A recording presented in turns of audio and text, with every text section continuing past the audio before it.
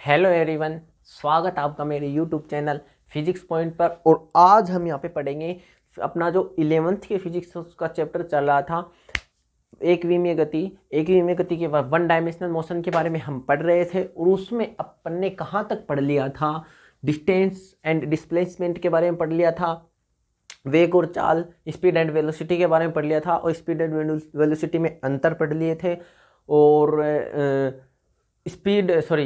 Distance and displacement में भी अंतर हमने पढ़ लिए थे। इन दोनों के बीच में क्या क्या अंतर था, ये चीज़ें हमने पढ़ ली थी। आज हम पढ़ेंगे त्वरण के बारे में, एक्सेलरेशन के बारे में। तो एक्सेलरेशन का भी एक विमीय गति में, वन डायमेंशनल मोशन में बहुत ही ज़्यादा रोल प्ले करता है। एक्सेलरेशन एक ऐसा टॉपिक है जिसको क्लियर करने के बाद आपके कई क्वेश्चन क्लियर होते हैं और जो एग्जाम में पूछे जाते हैं। कैसे क्वेश्चन आते हैं कि बंदर रस्सी पे चढ़ता है, रस्सी से उतरता है, ऊपर जाता है, नीचे जाता है, एक्सीलरेशन किधर चेंज होता है, ठीक है, चेंज ऑफ रेट, ठीक है। ये बातें हम एक्सीलरेशन के बारे में अक्सर क्वेश्चन पूछे जाते हैं, तो उसके बारे में आज हम डिस्कस करेंगे। तो चलिए बिना टाइम वेस्ट के स्टार्ट करते हैं। त्वरण क्या पढ़ेंगे? त्वरण। अब त्वरण की मेन बात क्या है कि त्वरण किसे कहते हैं? कहते किसे? वेग में परिवर्तन की दर। क्या? वेग में परिवर्तन की दर। वेग में परिवर्तन की दर क्या कहलाती है? त्वरण कहलाती है। बात क्लियर? वेग में परिवर्तन की दर क्या कहलाती है? त्वरण कहलाती। मतलब त्वरण को ए से डिनोट करते हैं, ए वेक्टर, क्योंकि यह एक ऐसी राशि है, सदिश राशि है। कैसी राशि है? सदिश राशि है। और इसकी दिशा किधर होती है? वेग के विपरीत।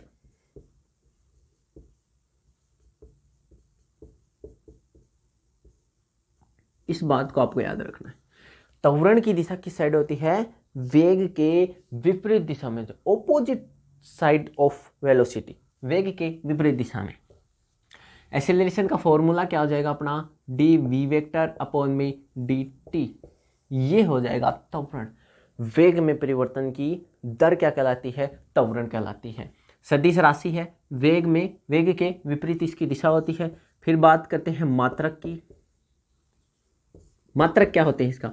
मात्रक होता है, देखो वेलोसिटी का मैंने आपको क्या बताया था, मीटर प्रति सेकंड, फिर नीचे एक सेकंड और है तो सेकंड स्क्वायर, मीटर प्रति सेकंड स्क्वायर त्वरण का मात्रक होता है।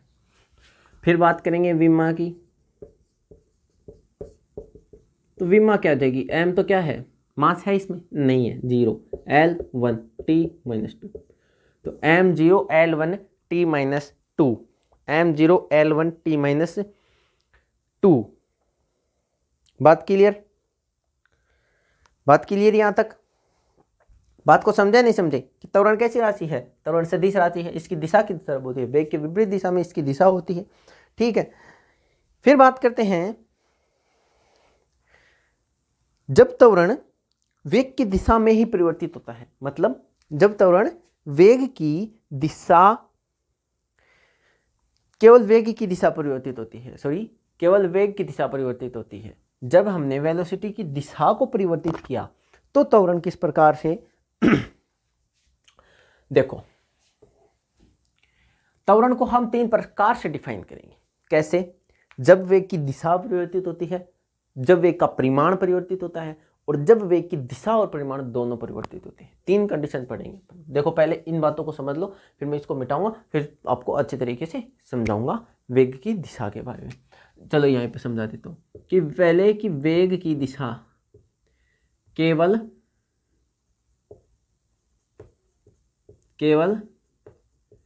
वेग की दिशा, वेग की दिशा परिवर्तित होती है, ठीक है।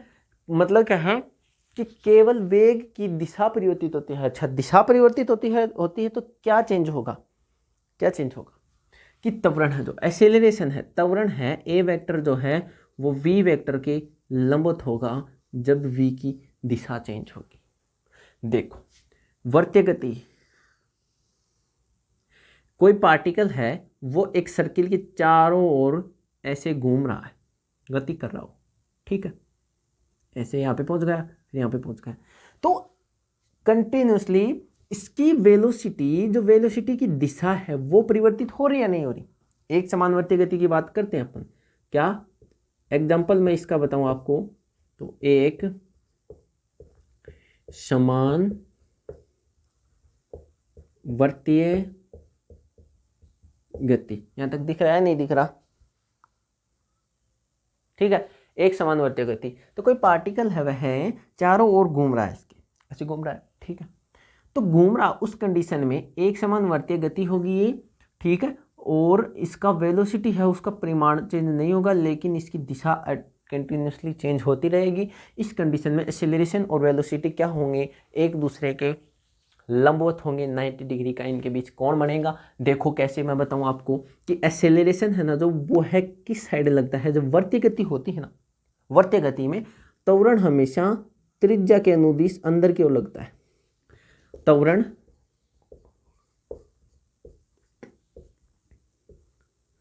त्रिज्या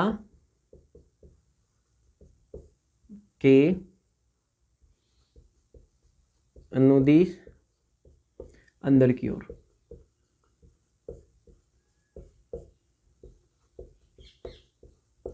त्रिज्या के अनुदिश अंदर की ओर, इस पर क्या लगेगा, त्वरण लगेगा। समझे बात को, वर्तीय गति के बारे में समझेगा उसको, मतलब आपको क्या समझना है कि केवल वर्तीय गति में केवल क्या होता है, वेग की दिशा परिवर्तित होती है, और वर्तीय गति में एक्सेलरेशन और वेलोसिटी एक दूसरे के परपेंडिकुलर होते हैं, लंबवत होते हैं, ठीक है। फिर त्रिज्या के अनुदिश और अंदर की ओर, त्वरण की दिशा किस साइड में होगी, एक ही, ये तो एक ही दिशा होगी, त्रिज्या के अनुदिश और अंदर की ओर, और वेलोसिटी की दिशा क्या होगी, स्पर्श रेखा वेलोसिटी की दिशा को डिनोट करेगी, वर्त की स्पर्श रेखा वेलोसिटी की दिशा को डिनोट करेगी। तो दोनों के बीच में कितने डिग्री का कोण बनेगा, 90 डिग्री का, और दोनों एक दूसरे के क्या होंगे, लंबवत होंगे। बात क्लियर यहां तक, चलिए आगे देखते हैं। इसको मिटा रहा हूं, इससे अगली बात मैं आपको समझाऊंगा कि जब केवल वेग का परिमाण परिवर्तित होता है, ना कि डायरेक्शन, दिशा परिवर्तित नहीं होती, जब केवल वेग का परिमाण परिवर्तित होता है। फिर दूसरी कंडीशन है, जब केवल वेग का परिमाण परिवर्तित होता है,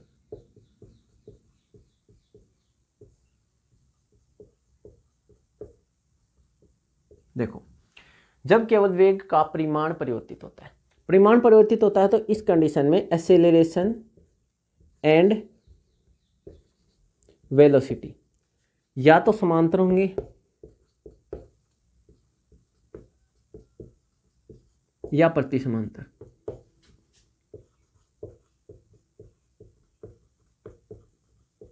समांतर और प्रति समांतर का मतलब समझते हो, समांतर का मतलब है दोनों के बीच में 0 डिग्री एंगल होगा, प्रति समांतर का मतलब है दोनों के बीच में 180 डिग्री एंगल होगा, ठीक है। अब देखो, देखते कि जैसे कोई ये है पार्टिकल ऊपर से नीचे की ओर गिर रहा है, ठीक है, ये छत से हम कोई भी पत्थर गिराते हैं, और एक हम नीचे से ऊपर की ओर पत्थर फेंक रहे हैं, ठीक है, दोनों कंडीशन समझ गए आप, समझे नहीं समझे। अब देखो कि इस कंडीशन में आपको पता है कि कोई भी पार्टिकल है उस पर गुरुत्वाकर्षण, ग्रेविटी लगती है, गुरुत्वाकर्षण किधर लग रहा है, नीचे की ओर, और वेलोसिटी भी किधर है, नीचे की ओर, गुरुत्वाकर्षण भी नीचे की ओर, वेलोसिटी भी नीचे की ओर। तो इस कंडीशन में v एंड g वेक्टर के मध्य कोण कितने डिग्री का होगा, 0 डिग्री का एंगल होगा। और अब देखो, अब हम पत्थर को ऊपर की ओर फेंक रहे हैं और ग्रेविटी किधर लग रहा है, नीचे की ओर, पत्थर ऊपर की ओर जा रहा है, ग्रेविटी नीचे की ओर लग रहा है, इस कंडीशन में 180 डिग्री का। तो एग्जांपल है इसका, गुरुत्व के अधीन गति,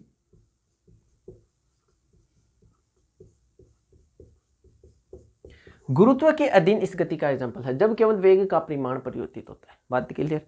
अब देखेंगे हम जब परिमाण और दिशा, क्या परिमाण और दिशा दोनों परिवर्तित होते हैं तो उस कंडीशन में क्या होता है, चलिए देखते हैं।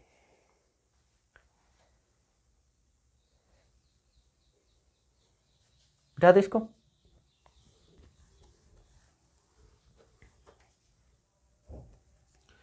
तीसरी कंडीशन है जब परिमाण तथा दिशा दोनों परिवर्तित होते हैं।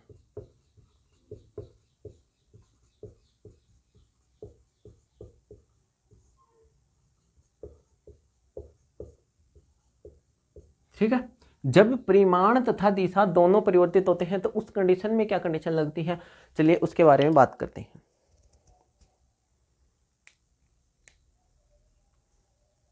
अब देखो बात को समझो कि जब परिमाण और दिशा दोनों परिवर्तित होते हैं उस गति का एग्जाम्पल है प्रक्षेप्य गति।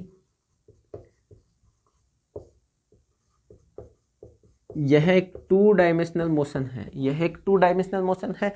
जब हम 2 डायमेंशनल के बारे में पढ़ेंगे, इससे अगला चैप्टर जब हम पढ़ेंगे उसमें हम पढ़ेंगे ये क्या चीज होती है प्रक्षेप्य। प्रक्षेप्य ये होता है कि जैसे हमको कोई पत्थर को फेंकते हैं, ऐसे हमने पत्थर को फेंका तो श्योर सी बात है कि पत्थर इसी पथ को फॉलो करते हुए यहां से फेंकेंगे तो यहां आकर गिरेगा।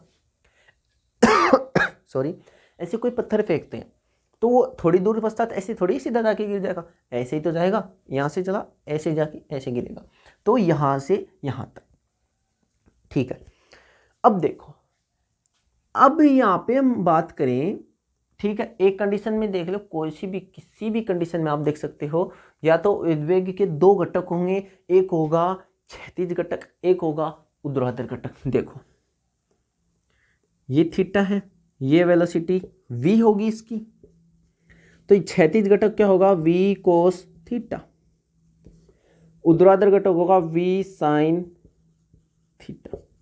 2 घटक हो गए। जब वेलोसिटी प्रक्षेप्य गति में जब परिमाण और तथा दिशा दोनों परिवर्तित होते हैं तो उस कंडीशन में क्या हो जाएंगे, 2 घटक हो जाएंगे, एक v cos थीटा और इसको बोलेंगे क्षैतिज घटक और इसको बोलेंगे ऊर्ध्वाधर घटक।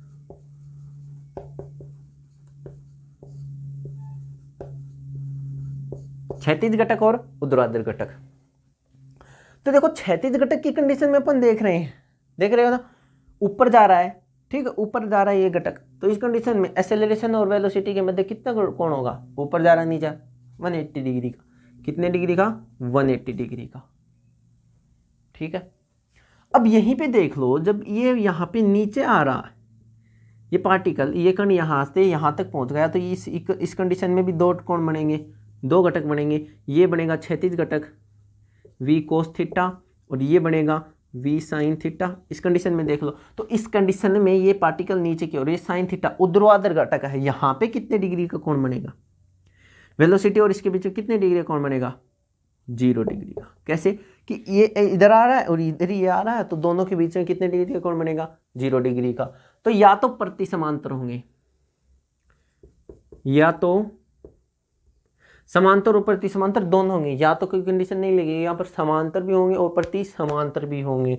तो यहाँ पे कब हो गई, देखो एक ही कंडीशन में 2 बता दी मैंने आपको, और यहाँ पे पहुंचा तो वेलोसिटी तो इधर हो गया, लंबवत भी होगा। हाँ, लंबवत कहाँ पे होगा, देखो मैं पीक पॉइंट पर यहाँ पे ये पत्थर जब अपनी अधिकतम ऊंचाई पर, ये ऊंचाई है देखो यहाँ तक बढ़ी, फिर यहाँ से घटना चालू हुई, यहाँ पे सबसे मैक्सिमम है, हाइट मैक्सिमम है, तो इस कंडीशन में ये तो होगा वेलोसिटी। देखो स्पर्श रेखा के अनुदिश जो है वो है इस वेलोसिटी को डिनोट करेगा, और इधर लगेगा एक्सेलरेशन, ठीक है, इधर लगेगा त्वरण।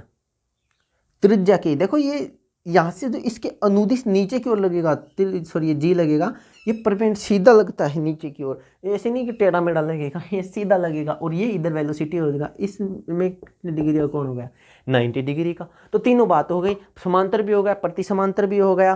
ठीक है, तो ये चीजें अपने जान ली कि जब वेग की केवल दिशा परिवर्तित होती है, जब वेग का परिमाण परिवर्तित होता है, और जब वेग की दिशा और परिमाण दोनों परिवर्तित होते हैं तो क्या कंडीशन होती है उसके बारे में हमने जान लिया है। अगर समझ में नहीं आया तो पीछे वीडियो को थोड़ा पीछे खिसका के फिर से रिपीट कर लीजिएगा, ताकि आपको समझने में कोई प्रॉब्लम ना हो।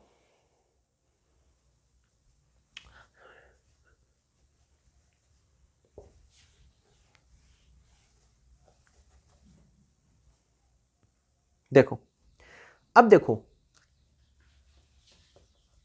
त्वरण ए है, ठीक है, किसी वस्तु पर F न्यूटन का बल लगता है, ए त्वरण है और M उसका क्या है, द्रव्यमान। ये क्या लगता है, बल, द्रव्यमान, त्वरण, बल, द्रव्यमान, त्वरण। तो तीनों के बीच में क्या रिलेशन होगा, इस कंडीशन में इसका त्वरण क्या होगा, F वेक्टर में M। गति के द्वितीय समीकरण से, गति के द्वितीय समीकरण से, द्वितीय समीकरण क्या है कि F is equal to m a. गति का द्वितीय समीकरण क्या है, F is equal to m a. इससे अगला चैप्टर हम इसी में पढ़ेंगे और गति के समीकरण के बारे में ही पढ़ेंगे कैसे। तो गति का द्वितीय समीकरण क्या है, F is equal to m a. यहां से ए की वैल्यू निकालेंगे तो क्या आ जाएगा, F अपॉन में एम। बात क्लियर है। तो ये F M और A के बीच में रिलेशन हो जाएगा। फिर बात करते हैं कि त्वरण की प्रॉपर्टी कितनी होती है। एक होता है धनात्मक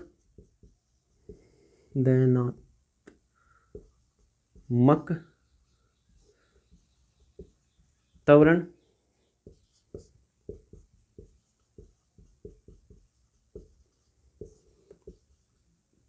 ऋणात्मक त्वरण। धनात्मक त्वरण और ऋणात्मक त्वरण, धनात्मक त्वरण की दिशा क्या होगी और ऋणात्मक त्वरण की दिशा क्या होगी।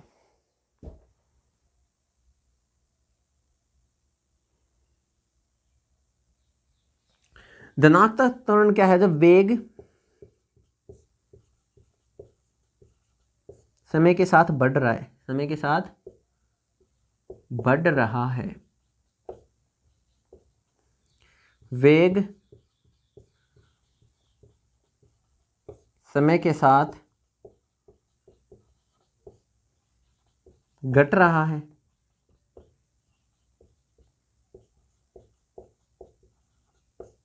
वेग समय के साथ बढ़ रहा है, वेग समय के साथ घट रहा है, और एक कंडीशन होगी शून्य त्वरण की, शून्य। इस कंडीशन में त्वरण कितना हो जाएगा, 0 हो जाएगा। वो कंडीशन क्या होगी, जब वेग नियत है, मतलब वेग ना तो घट रहा है ना बढ़ रहा है, वेग नियत है।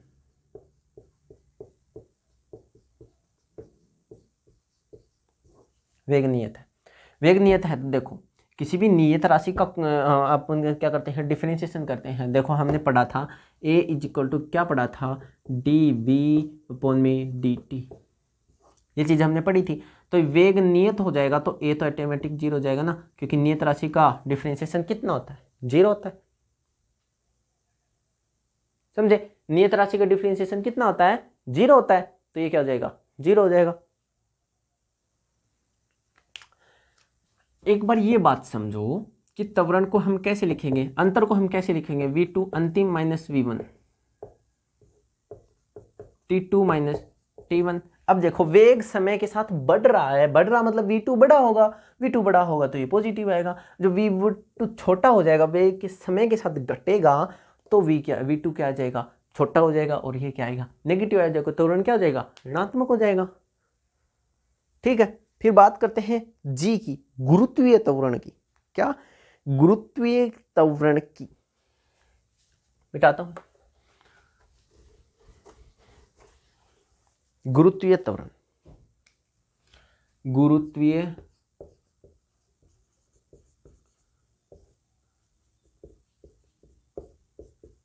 जी, इसकी एग्जैक्ट वैल्यू होती है 9.8 मीटर प्रति सेकंड स्क्वायर, और कहीं कहीं पे इसको 10 भी ले लिया जाता है। ठीक है। अगर हम इसकी सेंटीमीटर में देखें, यही वैल्यू हम इसकी सेंटीमीटर में देखें तो 980 सेंटीमीटर पर सेकंड स्क्वायर। अगर हम फिट में देखें तो 32 फीट पर सेकंड स्क्वायर, 32 फीट पर सेकंड स्क्वायर। बात क्लियर।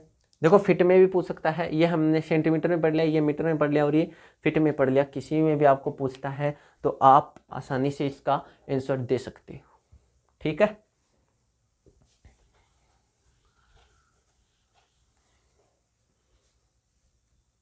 देखो अब हम पढ़ेंगे कुछ क्वेश्चन पढ़ेंगे, ठीक है। क्वेश्चन हम पढ़ेंगे, एक क्वेश्चन मैं आपको बताऊंगा और वो उसका आंसर आपको कमेंट बॉक्स में देना है। क्वेश्चन में आपको मैं लिखवाऊंगा बोर्ड पर, उसका आंसर कमेंट बॉक्स में देना है। तो देखो क्वेश्चन क्या है,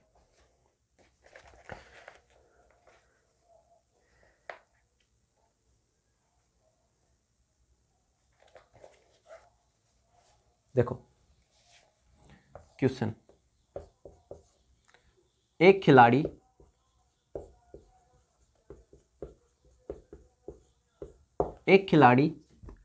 आर त्रिज्या के वर्ताकार पथ, एक खिलाड़ी आर त्रिज्या के वर्ताकार पथ में एक पूर्ण चक्कर 40 सेकंड में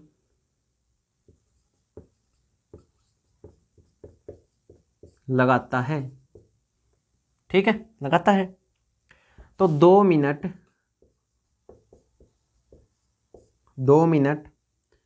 20 सेकंड में 2 मिनट 20 सेकंड में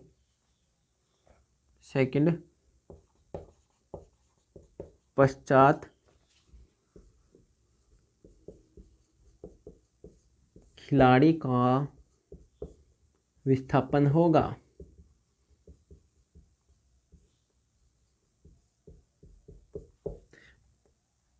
ऑप्शन मैं आपको दे देता हूं, 0 2R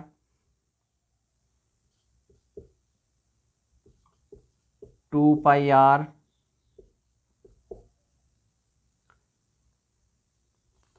4πR। देखो ये अपना क्वेश्चन है, ठीक है। राइटिंग के साथ थोड़ा कॉम्प्रोमाइज कर लीजिएगा, मेरी राइटिंग इतनी अच्छी नहीं है अब, लेकिन इतनी बुरी भी नहीं है कि आपको समझ में नहीं आए। समझ में आसानी से आ जाता है कि एक खिलाड़ी आर त्रिज्या के वृत्ताकार पथ में एक पूर्ण चक्कर 40 सेकंड में लगाता है तो 2 मिनट 20 सेकंड पश्चात खिलाड़ी का विस्थापन होगा 0 2R 2πR 4πR। इतनी बुरी भी नहीं है कि आपको समझ में ना आए।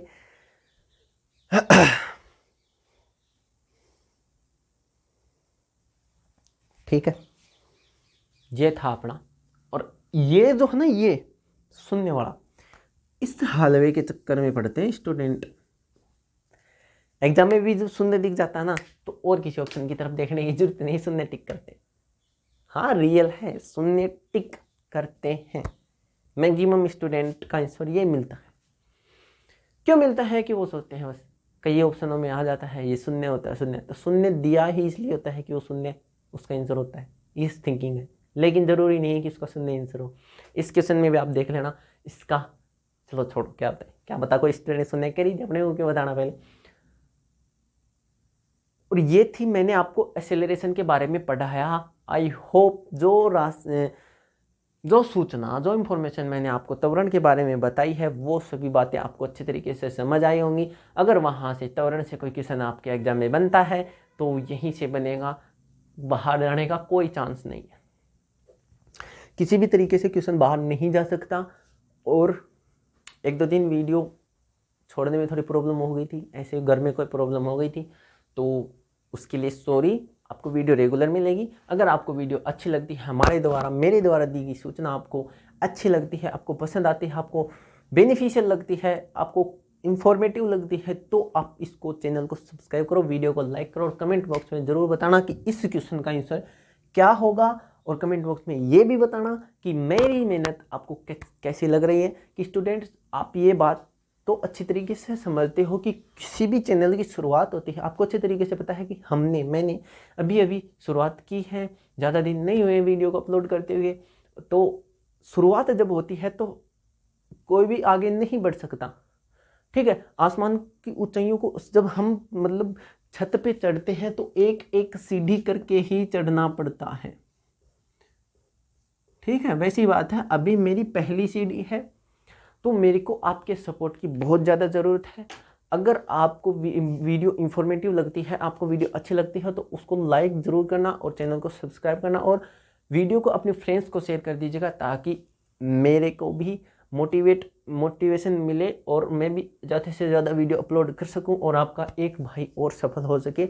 इस वीडियो को इतना ज़्यादा शेयर करना कि आप बस कुछ नहीं बोलना मेरे को आगे। थैंक यू, धन्यवाद। कोई गलती हो गई हो तो sorry. Okay, bye, love you all.